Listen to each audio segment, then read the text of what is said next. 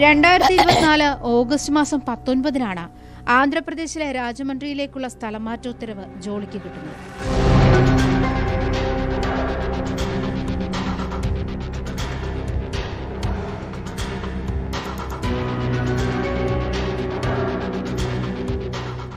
തുടർന്ന് സ്ഥലമാറ്റത്തിൽ നിന്നും ഒഴിവാക്കണമെന്ന് അഭ്യർത്ഥിച്ച് ജോളി അപേക്ഷ നൽകി.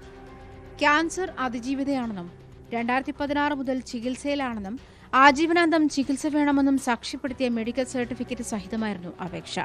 മെഡിക്കൽ ലീവിനും അപേക്ഷിച്ചിരുന്നു. എന്നാൽ ഈ അപേക്ഷ പരിഗണിക്കപ്പെട്ടില്ല. ക്യാൻസറോ ഹൃദ്രോഗമോ പോലെയുള്ള രോഗങ്ങളുള്ളവരെ സ്ഥലം മാറ്റരുതെന്നാണ് കയർ ബോർഡിന്റെ ബൈലോ അനുശാസിക്കുന്നത്.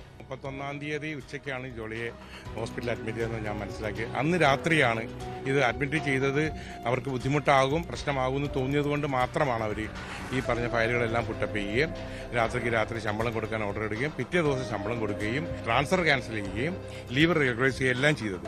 ഇനിയെങ്കിലും ഫ്യൂച്ചറിൽ കയറുമ്പോൾ ഒരു എംപ്ലോയിക്കും ഇങ്ങനെ വരരുതെന്നുള്ളതാണ് ജോളിയുടെ മെസ്സേജ്. ഇതിൽ നിന്നും നമ്മൾ മനസ്സിലാക്കേണ്ടതാണ്.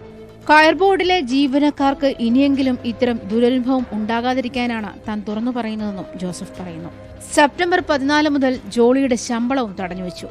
ജോളിയെ ഗുരുതരാവസ്ഥയിൽ പ്രവേശിപ്പിച്ചപ്പോഴാണ് തടഞ്ഞുവെച്ചിരിക്കുന്ന 5 മാസത്തെ ശമ്പളം നൽകിയത്.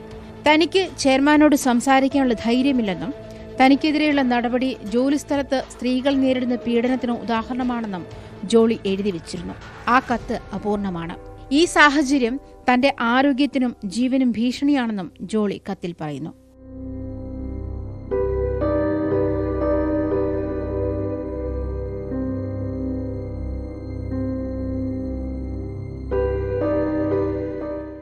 കടുത്ത മാനസിക പീഡനങ്ങളാണ് ജോളി അനുഭവിച്ചതെന്നും നിരവധി പരാതികൾ നൽകിയിട്ടും പരിഹാരമുണ്ടായില്ലെന്നും സഹോദരൻ MP മൈക്കിൾ.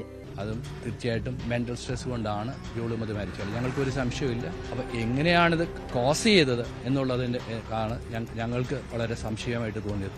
ഞങ്ങളിവിടേക്ക് ഇടയ്ക്ക് പറയും ഇങ്ങനെ ഒരുപാട് ബുദ്ധിമുട്ടുള്ള സ്ഥലമാണ്. ഒരു സമയത്ത് പറഞ്ഞു എനിക്ക് പെട്ടെന്ന് തന്നെ രാജമുദ്രയിലേക്ക് ട്രാൻസ്ഫർ ചെയ്തു എന്ന് പറഞ്ഞു. ഈ ട്രാൻസ്ഫർ ഓർഡർ വിത്ഡ്രോ ചെയ്യുന്നില്ല, മാസങ്ങളായി.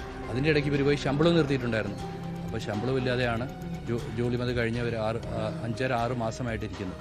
ചീഫ് സെക്രട്ടറിക്കും കുടുംബം പരാതി നൽകിയിട്ടുണ്ട്. കയർ ബോർഡ് ചെയർമാൻ വിപുൽ ഗോയൽ, മുൻ secretary Jitendra Shukla, Prasad Kumar, Abraham CU എന്നിവർക്കെതിരെയാണ് പരാതി. അതേസമയം ജോളി മധു മരിച്ച സംഭവത്തിൽ ഉദ്യോഗസ്ഥർക്കെതിരെയുള്ള ആരോപണങ്ങൾ പരിശോധിക്കാൻ കേന്ദ്ര മന്ത്രാലയം ഉത്തരവിട്ടു. ഇതിനായി MSME 3-അംഗ അന്വേഷണ കമ്മിറ്റി രൂപീകരിച്ചിട്ടുണ്ട്. നവംബറിൽ കേന്ദ്ര സഹമന്ത്രി ശോഭാ കരന്തലജെ കേരളത്തിലെത്തിയപ്പോൾ ജോളി പരാതിയുമായി മന്ത്രിയെ കണ്ടിരുന്നെങ്കിലും പരിഹാരമുണ്ടായിരുന്നില്ല. ന്യൂസ് 18 കൊച്ചി.